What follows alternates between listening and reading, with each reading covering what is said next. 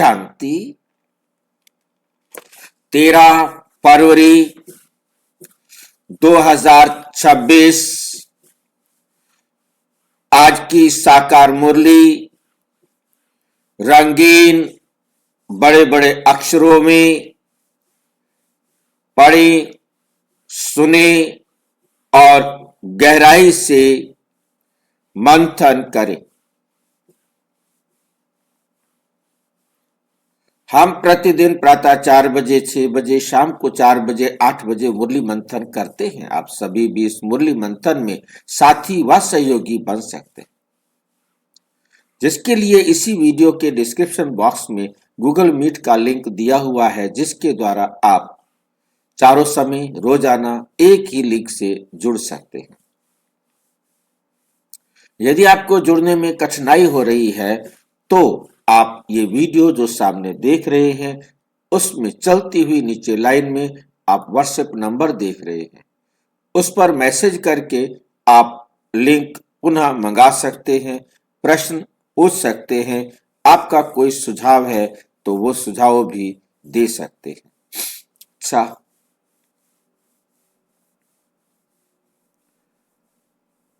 ओम शांति। आज की साकार मुरली का सार। मीठा मीठा बाबा कहते, मीठे बच्चे यहां तुम्हारा सब कुछ गुप्त है, यहां तुम्हारा सब कुछ गुप्त है, इसलिए तुम्हें कोई भी ठाठ नहीं करना है।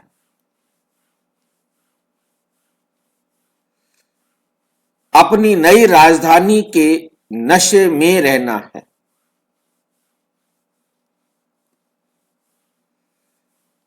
यहां तुम्हारा सब कुछ गुप्त है। तुम्हारा मतलब हम आत्माओं का, क्योंकि बाबा बात कर रहे हैं हम आत्माओं से। हम आत्माओं का सब कुछ गुप्त है। सब कुछ में क्या क्या आता है, कुछ मोटा मोटा बताएंगे कोई जो गुप्त है? भाई जी, आत्मा, परमात्मा, ज्ञान गुप्त है। सबसे पहली बात कि हम आत्मा ही गुप्त है, क्योंकि मैं भी और सारी दुनिया भी सामान्यता भूल गई थी कि हम आत्मा है। अब ये राज गुप्त परमात्मा ने, क्योंकि किसी को भी नहीं पता कि स्वयं परमात्मा परम धाम से आकर हम आत्माओं को पढ़ा रहे हैं। परमात्मा गुप्त, हम आत्मा भी गुप्त। उनके द्वारा पढ़ाई जाने वाली पढ़ाई भी गुप्त, जो दुनिया में आज तक किसी भी धर्म पिता द्वारा, किसी भी धर्म शास्त्र द्वारा नहीं समझाई गई। सारी पढ़ाई भी गुप्त और पढ़ाने वाला भी गुप्त और पढ़ने वाले भी गुप्त। और सबसे बड़ी बात, जो कुछ हमें इस पढ़ाई से मिलना है वो भी गुप्त। हमारी प्रारब्ध भी गुप्त है। किसी को भी दुनिया में नहीं पता कि परमात्मा से पढ़ाई ज्ञान का सागर है, ये जानते हैं, परंतु वो ज्ञान का सागर हमें ज्ञान देगा। उस ज्ञान से हमें प्राप्ति क्या होगी, प्रारब्ध क्या होगी, ये भी किसी को पता नहीं। इसलिए तुम्हें कोई भी ठाठ नहीं करना। ठाठ करना होता है कि जिसके पास धन है और उसका एक किस्म से दिखावा करना, उसका लाभ उठाना। भाई बहुत धन है तो चलो भाई ये खाएंगे, ये पिएंगे, ये करेंगे, ये स्थूल ठाठ है, ये स्थूल ठाठ है, ताकि लोगों को लगे कि हाँ वाकई में भाई ये बहुत अमीर है, जिसमें दिखावा बहुत किया जाता है। परंतु हम रूहानी रूप से भी, मतलब हमें कोई ठाठ नहीं करना, हमें दुनिया को ऐसा कुछ नहीं दिखाना कि हम कोई बहुत बड़े हैं। जैसे ठाठ का मतलब हम लेंगे कि जैसे आज के टाइम में जितने भी धर्माचार्य हैं, मैं सारी उंगलियां बराबर नहीं करूंगा, ना कर सकता हूं, क्योंकि जो दिखावा करते जो हम इस सिंहासन पर बैठेंगे, ये करेंगे, मतलब अपने आप को दिखाना, दिखावा करना, उसे कहा जाता है ठाठ। हमारे पास पावर है, उस पावर का दिखावा करना, सबके सामने उसको प्रदर्शित करना। इसलिए तुमने अपना कोई ठाठ नहीं करना, सामान्य रहना है। जैसे कोई भी आते हैं तो उनको वहां से लेके आना, बैंड बाजा करना, ये करना, वो करना, ये भी एक दिखावा है। कोई गुरुजी आ रहे हैं, कोई आ रहे हैं, बड़े बड़े फूल के बुक्के देना, पब्लिक के सामने शो करना कि ये बहुत बड़ी चीज, ऐसा कुछ दिखावा नहीं करना।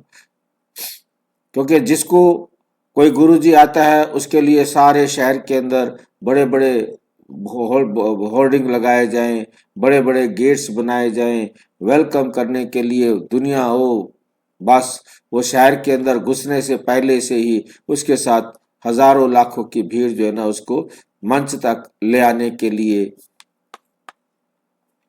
ये सारे ठाठ में आते हैं। मतलब आपने ऐसा कोई ठाठ नहीं करना, अपनी नई राजधानी के नशे में रहना, अपनी, हाँ जी, प्रोग्राम तो करना है भाई जी, शिव जयंती के जैसे प्रोग्राम, ये भी तो ठाट है भाई जी, ये नहीं कह। नहीं देखो, प्रोग्राम्स करना अलग बात है, इस प्रोग्राम का मैसेज देना अलग बात है, ठीक है नहीं, परंतु मैसेज देना अलग बात है, उसके ऊपर इतना बड़ा दिखावा करना वो जो है ना बाबा कभी पसंद नहीं करते थे। मेन बात है कि दिखावा करना, आप प्रदर्शनी करो, आप ज्ञान सुनाने का काम करो। जैसे क्या होता है कि अभी भी हम जो देखते हैं कि माउंट आबू के अंदर इसी धाम आए कि लोगों को रिझाने के लिए कुछ भी ऐसा करना, मतलब बाबा कहते सीधा ज्ञान दो, जिसको सुनना होगा सुनेगा, जिसको नहीं सुनना होगा नहीं सुनेगा। मैं छोटा सा जब मैं पहला पहला ज्ञान में चला था, पहली पहली एग्जीबिशन दीदी ने कहा कि आप अपने घर के पास लगाओ। मैंने कहा ठीक है। तो मैंने दीदी ने कहा कि भी है ना प्रदर्शनी लगाओ, तो मैंने कहा अच्छा वहाँ हम भोजन रख दें ताकि लोग बहुत सारे आ जाएंगे। बोले नो, कोई भोजन नहीं रखना, कोई भोजन नहीं रखना, वो भोजन खाने के लिए आएंगे। वो नहीं, वेलकम प्रदर्शनी तो करते हैं भाई जी, जैसे शिवानी बहन आती है कहीं भी तो जैसे फूल बाबा नहीं का चाह, देना तो उसका वेलकम तो करते हैं। मेरे भी मैं बता तो रहा हूँ ना, जो जो चीज जो समझना है, ठाठ किसे कहते हैं, बोला ना आप दिखावा कैसे होते हैं। जैसे मैं सीधा सा एग्जांपल मैं अपना दे रहा हूँ, पहला पहला फर्स्ट टाइम मैं ज्ञान में आने के बाद फर्स्ट टाइम प्रदर्शनी के लिए कहा गया, तो बोले कि प्रदर्शनी करो, आपके घर के पास प्रदर्शनी करेंगे। दीदी ने कहा, उस टाइम हमारा घर बिल्कुल अ, दूर था, जंगल में था, मतलब तो आसपास दूर दूर जो है ना लोग रहते थे। और मैंने कहा बहन जी आएंगे कैसे लोग, उनको खाने पर बुला लेते, बोले नहीं खाना नहीं। मैंने कहा अच्छा चलो गर्मी है शरबत रख लेते हैं, बोले नहीं। मैंने फिर भी शरबत रख ली, तो कहते हैं ना वो शरबत पीने आएंगे, खाना खाने आएंगे, वहां भीड़ रहेगी, प्रदर्शनी में कोई भीड़ नहीं आएगी। जिसके भाग्य में है वो आएगा, जिसके भाग्य में नहीं है वो नहीं आएगा। हमें भाई उनको, जी हाँ जी, भाई जी, कुछ आत्मा जब ही आती है, आकर्षित होती है, जब उनके लिए प्रसाद मिलता है, जब भी तो ज्ञान सुनने आती है। नहीं मतलब ये मैं आपको बता रहा हूँ ना, वही मैं बता रहा हूँ। नो प्रसाद, दीदी ने कहा नो प्रसाद, अब पानी रख दिया मैंने, पर तो हमने देखा, हम उनको कितना कहते रहे आओ इधर प्रदर्शनी समझ लो, नहीं आए। जिसको आना था वो वैसे आए, परंतु पानी पीने वाले, शरबत पीने वाले शरबत पी के ही चले गए। कोई आया होगा शरबत पीने के लिए आ गया होगा, तो अंदर आ गया हो, प्रदर्शनी समझ ली हो, वो एक अलग बात है। मोस्टली बस शरबत पीना है, बस जाना है, रुकने का टाइम नहीं। जिसको रुकने का टाइम है तो वैसे रुकेगा। उसके बाद मैंने कभी भी प्रदर्शनी में ये खाने पीने की व्यवस्था नहीं की। तो वो टाइम हमारा काफी टाइम तक चला। हमने जगह जगह पर प्रदर्शनियां करनी होती थी, नो खाना नो पीना कुछ नहीं। हमें ज्ञान बेचना है, हमें उनको संसारिक दिखावे पर नहीं खींचना है। और उसके बाद वो दौर काफी लंबे समय तक चला। तब प्रदर्शनी होती थी, मेरी गाड़ी के ऊपर पूरी प्रदर्शनी बनी होती थी, माइक लगा होता था, कहीं भी जाओ खड़ी करो गाड़ी और भीड़ इकट्ठी हो जाए उनको समझाओ। तो वो एक टाइम था, मतलब कोई प्रसाद नहीं बांटना, सिर्फ पर्चे रखने, गाड़ी के अंदर पर्चे पड़े होते थे, पर्चा उनको दे देना है, प्रदर्शनी समझा देनी है, अभी पहुंच जाओ सेंटर पर, जिसके भाग्य में होगा पहुंचेगा, जिसके भाग्य में नहीं पहुंचेगा तो नहीं पहुंचेगा। फिर शुरू हुआ सिलसिला के सत्संग का, कि घरों में हम सत्संग करना है, तो सत्संग के बहाने बुलाया गया है। तो जो सत्संग के लिए आए हैं उनके लिए आप अपनी व्यवस्था अनुसार जो भी जलपान उनके लिए करना चाहे, हलवा बांटना चाहे, जो बांटना चाहे वो उनके लिए करेंगे। बाहर पब्लिक को प्रसाद के लिए इकट्ठा करके आप सत्संग नहीं करेंगे। दुनिया जो है ना, कोई भी सत्संग करती है तो लंगर लगाती है, तो उसके अंदर आपने देखा होगा कि लंगर पर भीड़ ज्यादा होती है, सत्संग में कोई नहीं होता। तो इसलिए बाबा ये ठाठ कहते, ऐसे ठाठ नहीं करो, ऐसा दिखावा नहीं करो। ऐसे बहुत सारी बातें हैं, हम विषय से बाहर चले जाएंगे। हमें मेन बात समझनी है, इसे ठाठ कहा जाता है कि लोगों को अपना दिखाना कि हम बहुत बड़ी चीज है, नहीं, कोई जरूरत नहीं है। बाबा फूलों के लिए भी मना करते थे, बेटे बच्चे फूल क्या करना है मेरे, मतलब ब्रह्मा बाबा इतना साधारण रहते थे। वो उनकी अपनी पर्सनैलिटी हर आत्मा को आकर्षित करती थी, ये नहीं कि भी है ना उसका ज्यादा किया जाए। ये जो आपने अगला क्वेश्चन उठाया शिवानी बहन का, मतलब कोई भी प्रोग्राम करो तो ज्यादा से ज्यादा प्रचार हो, ताकि ज्यादा से ज्यादा आत्माएं आए। उसके लिए होर्डिंग लगाना, बैनर लगाना ठीक है। आपने देखा होगा शिवानी बहन आएंगी तो कोई ऐसा नहीं कि रास्ते में ढोल वगैरह कुछ बजाया जाए, ऐसा ड्रामा किया जाए, नहीं। शिवानी बहन भी आएगी तो सीधा स्टेज पर आएगी। ये जो आप पर्चे बांटना है, होर्डिंग लगाना है, ये तो करना है ना, इसमें हम उनको नहीं हाँ जी, वैसे भाई जी सिर्फ उस पे स्टेज पे ही बुके दिया जाता है, वो वैसे नहीं देखिए, करते। वो एक फॉर्मेलिटीज है, मतलब वो उसका वो सिर्फ उन्हीं के आगे दिया जा रहा है ना, मतलब हाँ हाँ कहना, नहीं क्या। मतलब ऐसा नहीं किया जाता है कि जैसे कोई गुरुजी आता है तो उसको कहाँ से कैसे कैसे लेके आते हैं सारे शहर के अंदर। देखो होर्डिंग लगाना है, संदेश कैसे देंगे उनको, बोर्ड लगेगा तो संदेश दुनिया के पास जाएगा, ताकि हम अपना पैसा वहां सफल कर रहे हैं, उन आत्माओं को मैसेज दे रहे हैं कि आ जाओ। ये मैसेज तो बाबा कहते रोजाना दो, हर वक्त दो।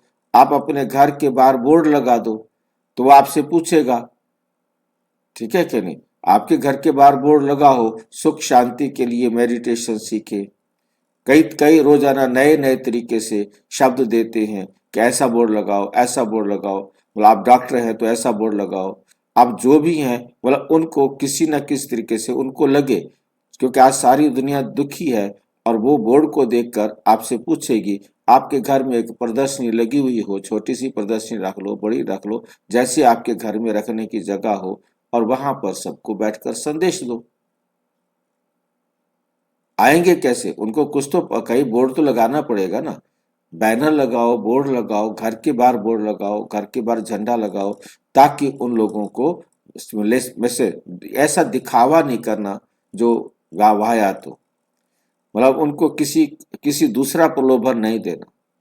मुझे यहाँ पर कुरान की बात याद आती है। कुरान में एक बात आती है कि जो सही मायने में पैगंबर होगा उसको, मतलब पैगंबर को सिलेक्ट और रिजेक्ट करने का एक व्यवस्था थी कि उनका एक एग्जाम होता था। मतलब एग्जाम हुआ, जैसे एक पैगंबर का एग्जाम हुआ, उसको कहा कि ना उस घोड़े को बुलाओ।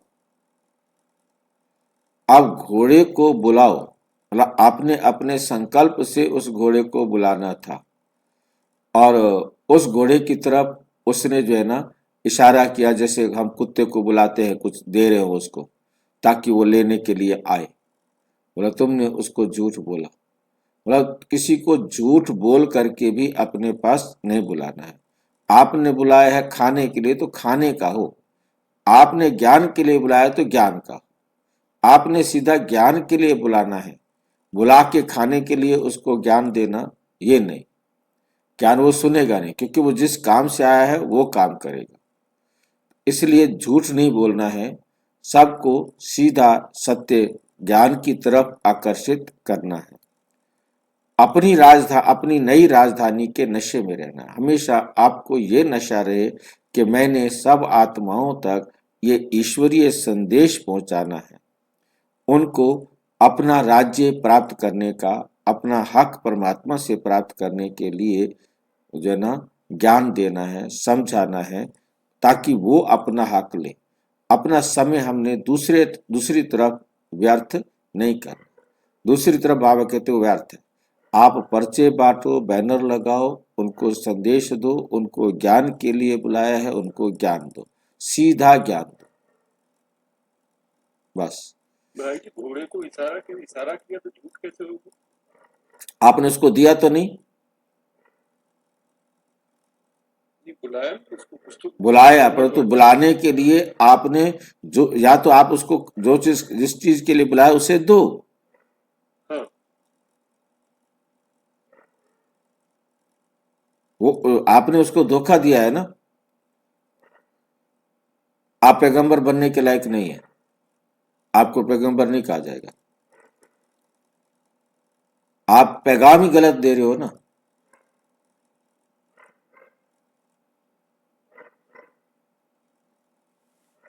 ठीक है, मतलब कहने का मतलब यह है कि दुनिया को दिखावा नहीं करना, दिखावा हो ज्यादा और अंदर कुछ भी ना हो, वो भी वो ठाठ के उसमें आ जाता है। आपको ऐसा कोई आडंबर नहीं करना है, बाहरी दिखावा नहीं करना है, आपको सीधा ज्ञान देना है, बस खत्म बात। आपने उनको ज्ञान देना है, आपने अपना दिखाना क्या है कि तुम जो हो वो दिखेगा, अपने आप दिखेगा ना। आपके जैसे ब्रह्मा बाबा के आप कहीं भी खड़े होते थे, अनजान व्यक्ति भी उनकी तरफ आकर्षित होता था, क्योंकि उनके चेहरे के अंदर आकर्षण था। आकर्षण क्यों था? कि उन्होंने अपने आप को जो वंडरफुल बात समझा दी थी, जो मैं अभी तक नहीं समझा पा रहा हूँ, जान रहा हूँ, समझा नहीं पा रहा हूँ।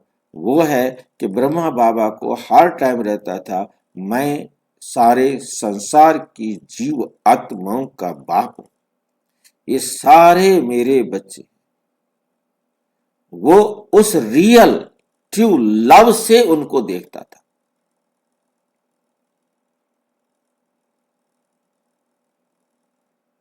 जैसे आप देखते हैं एक मां सारे बच्चों को कैसे देखती है, सारे बच्चे उसको चिपक जाते हैं। एक बाप अपने बच्चों को कैसे देखता है, सारे बच्चे उसको चिपक जाते हैं।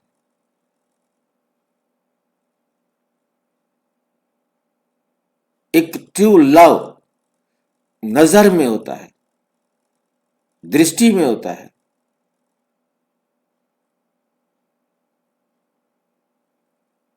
तो वो जो है ना लव आपकी दृष्टि में होना चाहिए। वो लव मैं जान रहा हूं कि मुझे, परंतु मैं उस नजर से सबको देख नहीं पा रहा।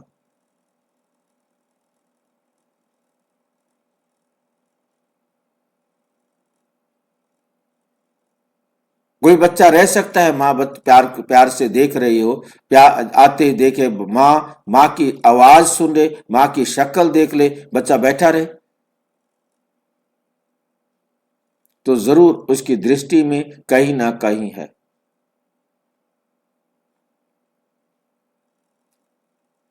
आपका प्यार इतना आपकी नजर से वहां तक जाए कि बच्चे एकदम, यही विशेषता थी ब्रह्मा बाबा की कि अजनबी पहली बार आ रहा है और बाबा उसको देख रहे हैं, इतने बड़े दिल से देख रहे हैं कि वो ये भूल जाए कि मेरी उम्र क्या है, मैं क्या हूं, कैसा हूं, किस रूप में हूं, कुछ नहीं, सीधा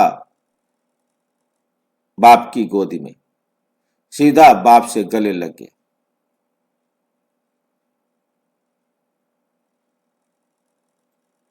वो ये भी नहीं देखता कि मेरे कपड़े मेले हैं, मेरी माँ के कपड़ों का क्या होगा, नहीं।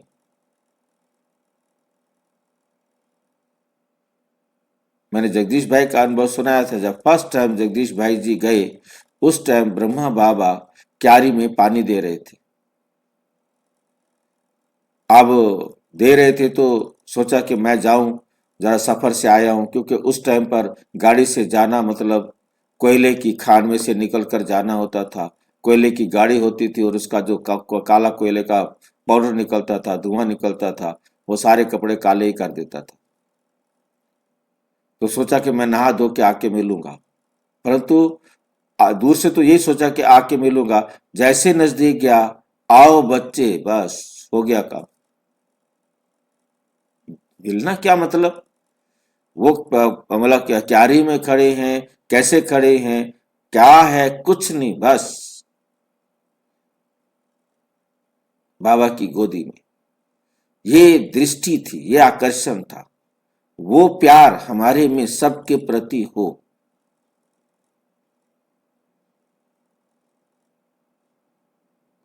वो नशा, ये है वो नशा, अपनी राजधानी का नशा। जिसको ये नशा चढ़ा होगा कि मैं सतयुग की श्रेष्ठ आत्मा बनने वाली हूं, ये सारे के सारे आत्माएं मेरे भाई हैं, फिर देखो कि वो कैसे नहीं आकर्षित होते,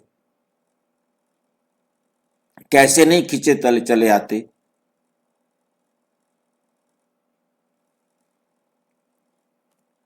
प्रश्न, श्रेष्ठ धर्म और देवी कर्म की स्थापना के लिए तुम बच्चे कौन सी मेहनत करते?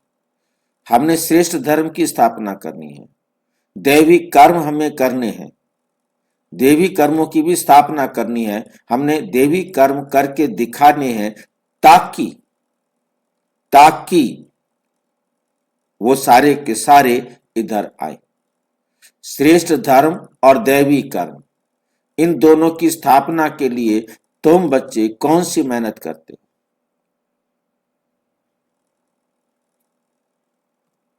उत्तर, तुम अभी 5 विकारों को छोड़ने की मेहनत करते, क्योंकि ये पांचों विकार में से कोई भी विकार है, हमारी दृष्टि, हमारी वृत्ति शुद्ध नहीं हो सकती, हम आकर्षण मूर्त नहीं बन सकते, क्योंकि विकारों ने ही सबको भ्रष्ट बनाया। अब हम हैं भ्रष्ट, हमारी दृष्टि होवे श्रेष्ठ कैसे?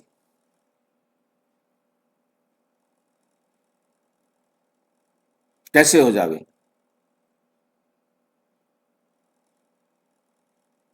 हम हद में हैं, हम बेहद में कैसे हो जावे?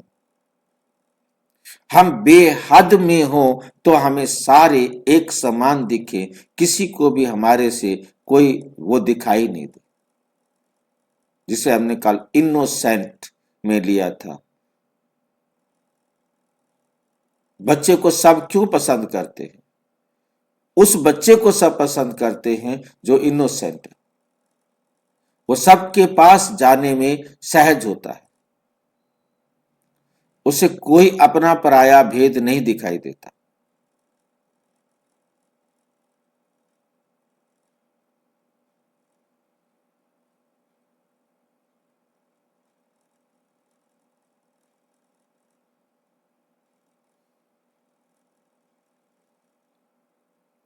तभी वो उसकी तरफ आकर्षित होते हैं। और जो बच्चा चालाक होगा उसकी तरफ कोई आकर्षित नहीं होगा। तुम जानते हो इस समय सभी देवी धर्म और कर्म से भ्रष्ट। क्या है? तुम जानते हो इस समय सभी देवी धर्म और कर्म से भ्रष्ट है। ना तो वो देवी धर्म को जानते हैं, ना वो देवी कर्म को जानते हैं। उनके भ्रष्ट है मतलब उनसे कि उनको वो अपने जीवन में जानते ही नहीं। बाप ही श्रीमत देकर श्रेष्ठ धर्म और श्रेष्ठ देवी कर्म करने की स्थापना करते हैं। बाबा ने हमें समझाया है कि तुमने क्या स्थापन करना है, श्रेष्ठ धर्म की स्थापना करनी है, श्रेष्ठ देवी कर्म की स्थापना करनी। हमने उनको झूठी दुनिया का आकर्षण नहीं देना, हमने सच का आकर्षण देना है। जिस आत्मा का समय आया है वो आत्मा आएगी और सत्य ज्ञान को लेगी। आपकी टाइम, आपकी एनर्जी कितनी बचेगी उधर आप लगाएंगे तो। आपने उनकी भोजन की व्यवस्था में आप देख लीजिए कि आपने कोई जागरण रख दिया है, जिन्होंने जागरण रखा है, आप तो नहीं रखते होंगे, जब रखा होगा तो आपको लगा होगा कि आप जागरण रख लो, या जिसने जागरण रख लिया उसका दिमाग इतना खराब हो जाता है कि वो दुनिया भर का पैसा लुटाता है कि भोजन के लिए कैटरिंग करनी है, उनके लिए बैठने की व्यवस्था करनी है, उनके गिफ्ट देने हैं, उनको गिफ्ट लेने हैं। और जब जागरण होता है जो आ रहे हैं उनको मिलना है, वो जागरण में जबरदस्ती पकड़ पकड़ के कहता है आ जाओ आरती कर लो जी आप। जो घर वाले जो जागरण करवा रहे हैं उनके पास फुर्सत नहीं है, क्योंकि कोई जा रहा है तो कोई आ रहा है, वो उनके आवाभगत में लगा हुआ है। जागरण करना माना तुम सत्संग में बैठो नहीं, उधर बैठ ही नहीं सकता, वो कैसे बैठे? उधर खाने की चिंता, उनके गिफ्ट की चिंता, लेने की चिंता, देने की चिंता, दुनिया भर के कामों में वो व्यस्त रहता है। बाकी वो गाने वाले आते हैं वो गा लेते हैं, रिश्तेदार बेचारे मजबूरी में आते हैं कि खाना खाया है इनका, अब कुछ देर बैठे तो सही, कुछ मत्था तो टेके, वरना कहेंगे आए और खाना खा के चले गए। खुद भी परेशान और वो भी परेशान। ऐसा समय ढूंढो जिसमें हम ये सत्संग करते थे, पब्लिक सत्संग भी करते थे, वहां हम प्रसाद देते थे। पब्लिक सत्संग के अंदर भी ये होता था कि भी वो आएंगे तो उनको प्रसाद देंगे, पर तो ऐसा समय देखा जाता था कि लंच टाइम ना हो जाए, ताकि उनको 11 साढ़े 11 बजे प्रसाद दो और घर जाए।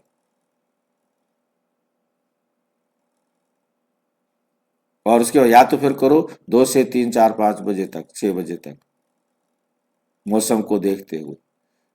तो उससे क्या है कि केवल प्रसाद से काम चलेगा। हलवा बना दिया या जो भी, चाहे फल बांटने हैं चाहे कुछ भी बांटना है, वो प्रसाद आपने बांटना है।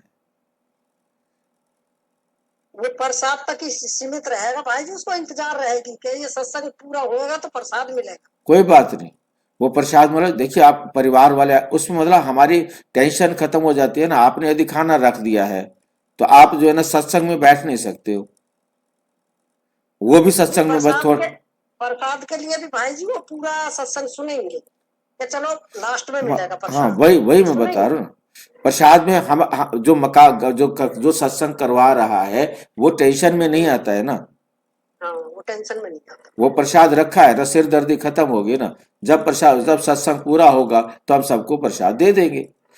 आप आराम से बैठ तो सकते हो, उनको भी पता है कि आराम से बैठे। अब खाने का तो खाना शुरू हो गया तो सारे सत्संग से उठ के वहां चले जाते, कोई नहीं बैठता सत्संग में। हाँ ये तो है भाई। तो इसलिए मतलब बड़ा व्यवस्था मतलब देखना, मतलब यहाँ पर हमने जो हमारा लक्ष्य है हम अपने लक्ष्य को देखें। तुम श्रीमत पर चल, बाप की याद से विकारों पर विजय पाते। परमात्मा की याद पर चलने से तुम विकारों पर विजय पाते हो, पढ़ाई से अपने आप को राज तिलक देते हो। गीत तुम्हें पाके हमने जहां पा लिया, जमी तो जमी आसमां पा लिया। ओम शांति। मीठे मीठे रूहानी बच्चों ने ये गीत सुना, रूहानी बच्चे ही कहते हैं कि बाबा, बच्चे जानते हैं ये बेहद का बाप बेहद का सुख देने वाला है, अर्थात ये सभी का बाप है। आपको उनको सब बेहद के बच्चे आत्माएं याद करते रहते हैं, किस न किस का प्रकार से याद करते हैं, परंतु उनको ये पता नहीं है कि हमको कोई उस परम पिता परम आत्मा से विश्व की बादशाही मिलती है। तुम जानते हो हमको बाप जो सतयुगी विश्व की बादशाही देते हैं